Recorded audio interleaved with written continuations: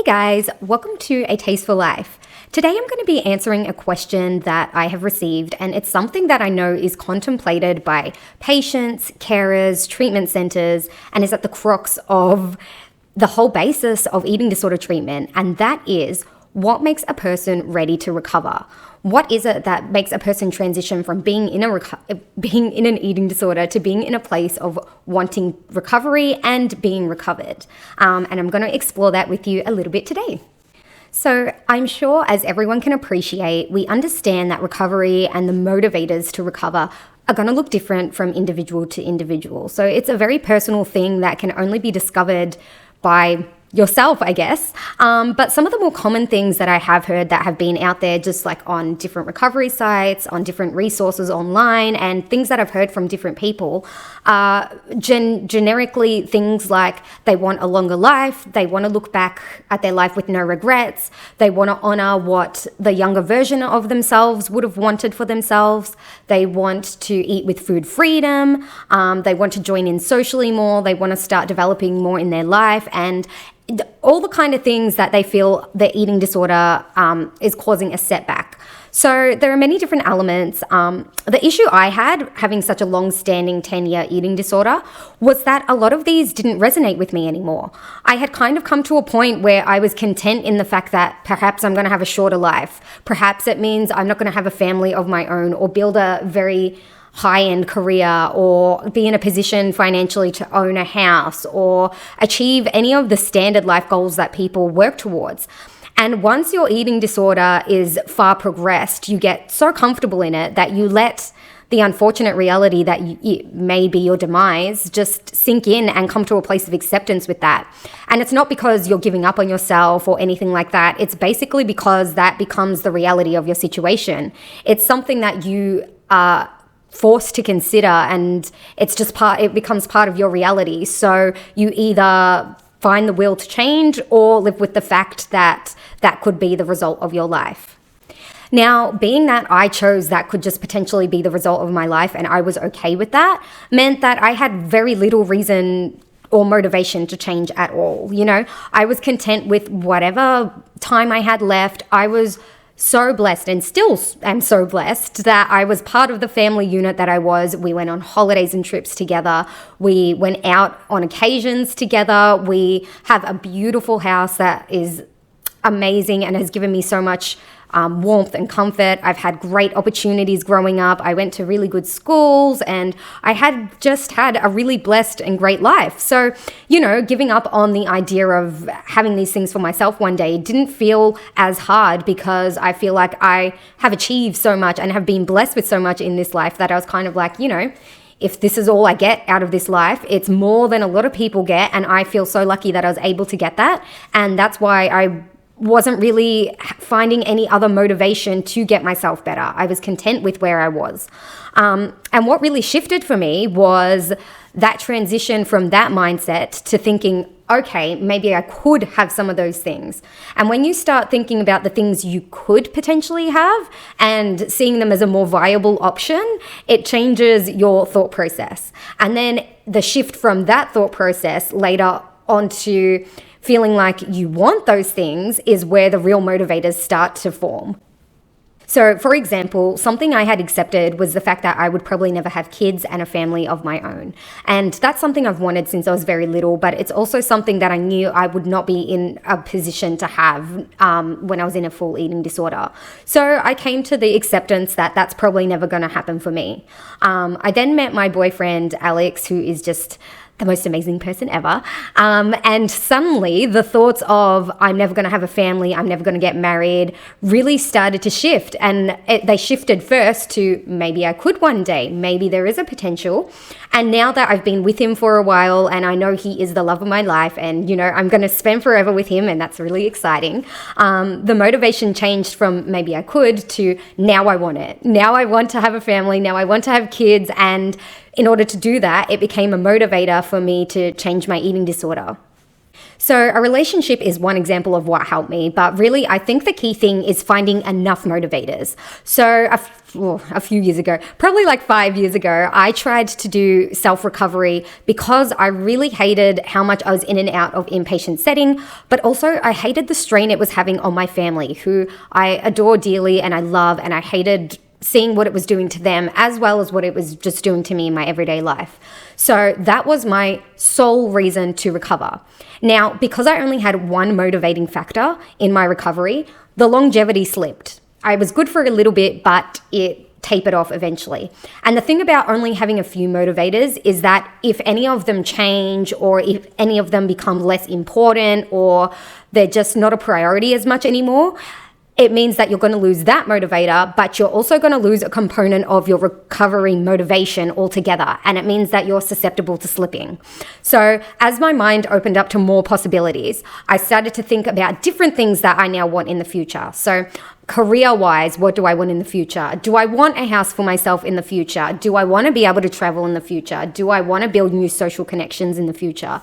And suddenly my world was becoming a lot bigger at the thought of maybe I can have different things than what I was accepting I could have. And as soon as you have a good bank of motivators, that is what is going to get you started in the recovery process. That is what's going to shift your mindset and really make you challenge how much you can put up with the eating disorder going forward and how realistic it is for your future goals. So once I had determined enough motivating factors, what happened next was that I got very curious about how I could achieve these goals. And my focus encompassed eating disorder recovery, absolutely, but it also became a broader branch of what is the best and healthiest thing for my overall well-being and my health, physically, emotionally, socially. And I started to get curious. I did some self-research on nutrition, and I really wanted to find out why I needed certain foods, why I needed to incorporate certain vitamins, why I needed to make sure I was getting carbs, proteins, fruits, vegetables, healthy fats, sugars, carbohydrates, just the whole thing. I wanted to understand the science behind food, because once I have that understanding, I can then translate why it's so important in having in my life. How is it going to help me build to the future that I want? And it's the fundamental for everything I want. If I know I'm putting in what my body needs, then I know I have the expenditure to create the circumstances and achieve the goals that I want to achieve. And that became a motivating factor in itself. So that also contributed to my recovery, but it put me in a mindset of looking at the bigger picture of what food is going to do for me. You know, we often hear that food freedom means that we're going to get to eat out with friends, and we're going to get to eat our favorite foods again, and we're going to get to get creative in the kitchen, and all of that's really good. But what motivated me the most was knowing what it was going to do for my body. And actually, I've got some blood test results just today, and everything is in perfect tip-top condition, apart from my neutrophils, which are slightly low, but I just came off a virus, so that's usual. But everything else is looking really good, and I take 0 vitamins. I take 0 supplements at the moment, and that is because I have done the hard work and the research to make sure my diet encompasses everything I need, first of all, and second of all, it's adaptable to my palate. So I've talked about this before, very fussy eater, blah, blah, blah, but with the limited diet I have, even I could make it acceptable enough that I'm still getting exactly what I need, and that is what I love so much about the approach I'm taking right now. So once I was comfortable in my meal plan, which didn't take me long to figure out after I'd done so much research on food and the importance of food, I could then look at what was working and what wasn't for my body. So was I more reactive to certain foods? Was I feeling better in my body having different types of foods? I tried new foods that I hadn't tried before, just purely because of its nutritional value and the vitamins that I could get from those food sources. And I found a new bunch of foods that I can incorporate into my diet that are still acceptable to my palate, but that are also enriched with different things that my body needs. And that became a really good foundation. So once that was under control, I could then figure out when and where I was slipping up. And my slip-ups became very different. They didn't become full days of slip-up. They didn't become weeks of slip-up. They didn't become anything more than a moment of a slip up. And I had to figure out what triggers were causing this. And this is when I talk about external things to the eating disorder. So yes, I have an eating disorder and things are triggering me, and it means that I can't finish this one meal in this one moment. But what is actually going on in these moments? Because I know it's not about the food anymore. I've got a big tick against that. I'm comfortable eating. I love what I'm eating. I love what it's doing for my body. So why am I getting stressed? Why am I not able to finish this? And what I'm finding is that there are a lot of different things that I need to work on that are not eating disorder related. So OCD kind of tendency things, textural preferences, sensory sensitivities, things of that nature that I had really never noticed before because it all got lumped into the diagnosis of an eating disorder, but they're very real things on their own. And that's why I like to separate it, because then I know what area I'm progressing in and where I need further development. So the most powerful thing to come from these self-reflections and figuring out my triggers was that I could finally see an end goal. I could see what it was going to look like at the end of the tunnel. I know now that if I continually work on these things, I can get to a place where I'm functioning a lot better. Now, I am still a human. I'm always going to have work to do on myself, but by addressing each of these things, I'm going to be able to better manage myself day to day, and I'm going to be able to set some longer term goals. And that's what I had started doing. So I looked at, okay, I have all these motivators now. I have a good diet. I know what's triggering me. So once I can work on those and get a better handle on those things, what's the next 6 months going to look like? What's my next year going to look like? What's my 5-year plan? And although these things may not manifest, it's just really exciting to have something to work towards and to have a goal and to see a future building. And like I said, things happen in life. You don't always get what you're going to desire, but the fact that I'm in a place where I can even daydream about it is a big motivator for eating disorder recovery, but also just a really exciting time of life. And it just keeps things rolling and makes sure that I'm continually on a really good track. So also having identified a few triggers that were not eating disorder related, I made a conscious effort to rejoin into the treatment system. So the first half of my eating disorder treatment was all self-enforced. I didn't have any professionals in my circle while I was working on my diet. I didn't have any dietitian input. I didn't have any GP input, psychologist input, anything like that, because by that point, I had done enough self-reflection and been in the treatment setting so long that I kind of knew what parts I needed to incorporate that were going to work specifically for me. And as a side note, because I was on forced treatment for the last 3 years of my treatment in the medical system, having that space and getting off the treatment order automatically made me start thinking of how can I achieve my recovery? Because when you're stuck in a system that is not working for you, you can't even visualize anything that's going to be helping you. So having that space really made me more accountable, and I was able to do self-reflection and think, that way's not working for me, what way is going to work for me? But back to the point, basically I just decided that it was time to get a few resources behind me to A, solidify the work I had done in my eating disorder recovery, but B, work on those triggers that were making it a bit more difficult to get to the place that I want to be in, and that needed addressing anyway. And so I looked at different programs, different psychologists, different any kind of resource that would fit specifically what I wanted. And these were things that were voluntarily based, so I was not forced to do any of these things. These were things that I could opt in and out of. So if at any time I wasn't comfortable, I was allowed to leave willingly.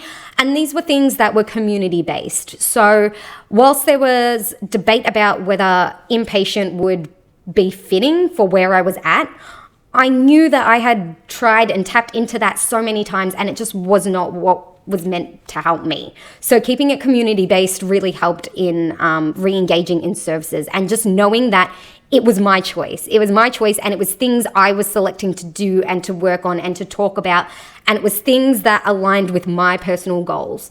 And I think that's what also helped me. So currently, or not currently, but previously I was looking at EDV resources. So that's Eating Disorder Victoria resources. They've got a great online platform. They've got all the social medias, so you can follow little tips and tricks there. But they were really good because they have so much information, but you can be as hands-on as you want to be. And having that approach really worked for me after so many years of really vigorous treatment.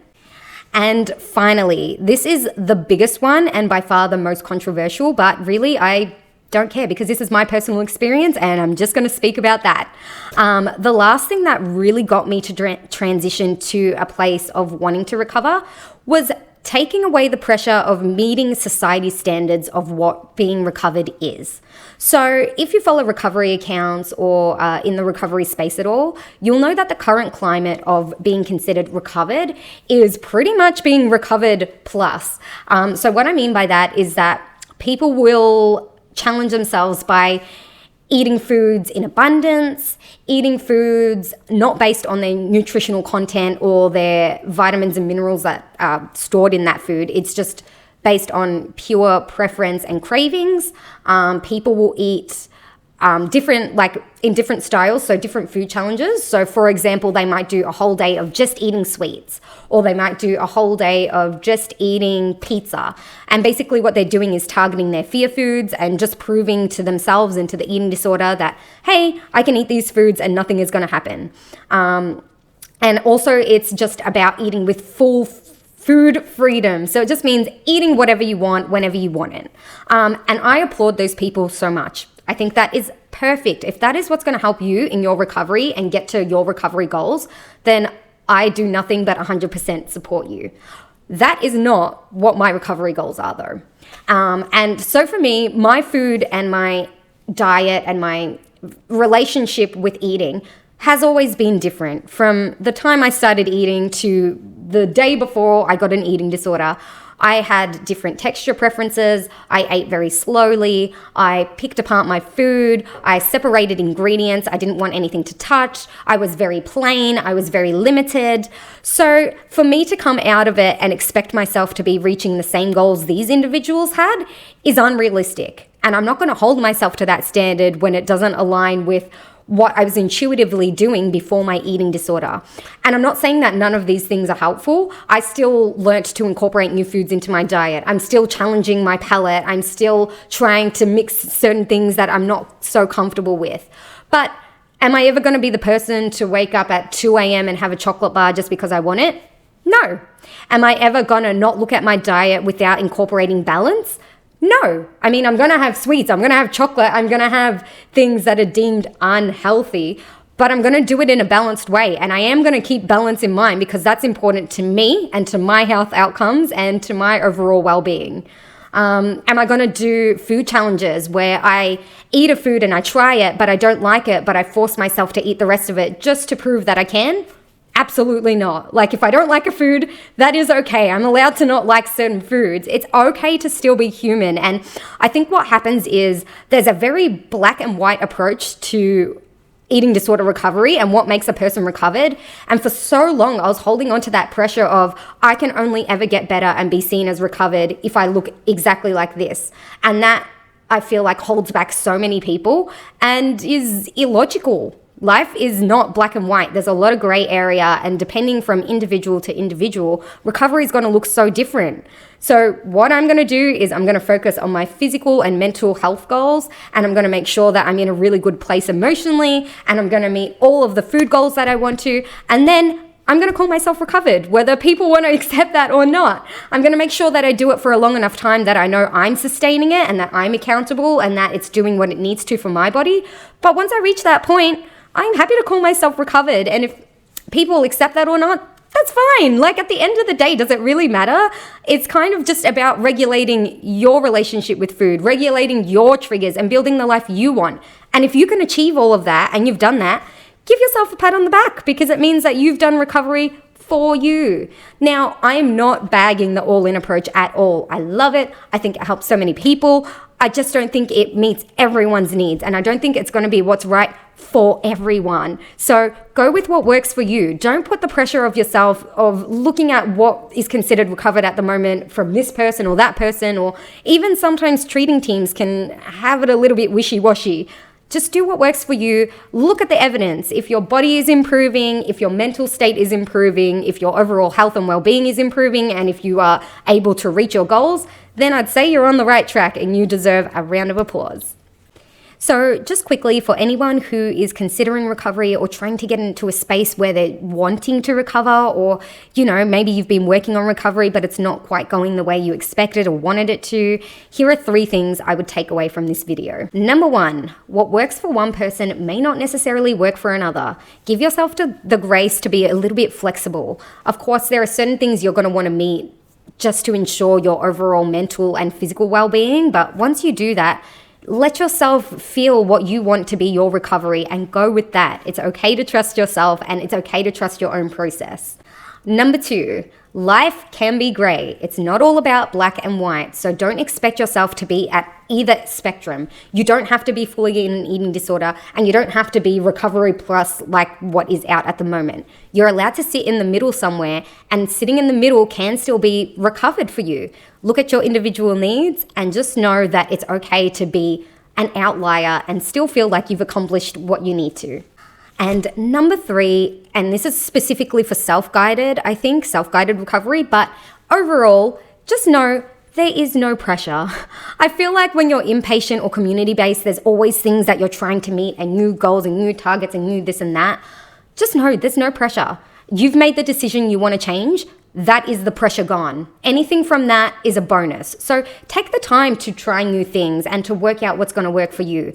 You're going to fail along the way, but that's not failure. It's a learning opportunity, and you're going to use that as evidence to adapt, and it's going to put you closer to the goals that you want to reach and the targets that you have. Just know that as long as you're working on what you need to and what you want to, you're going to get to where you want to get at the end of the day. It's just about how you get there and what's going to work for you. So just stay curious and know that there is no pressure. Take it at your own pace. Look, for example, for someone like me, I've had an eating disorder for 10 years. I'm not going to expect the change overnight, but it's okay to give myself a little bit of time, because I know that as I'm giving myself time, I'm getting better every single day.